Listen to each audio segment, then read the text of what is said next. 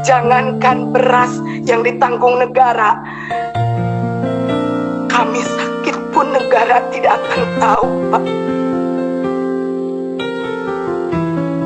Kami honorer, kami mengabdi, ijazah kami S1, tapi nasib kami lebih rendah dari seorang kuli pasar.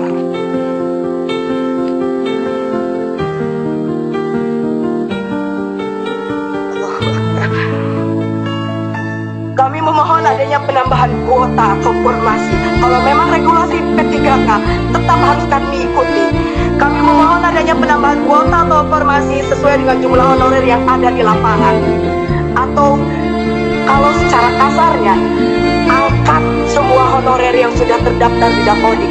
Adapun kesalahan Dapodik bisa diadakan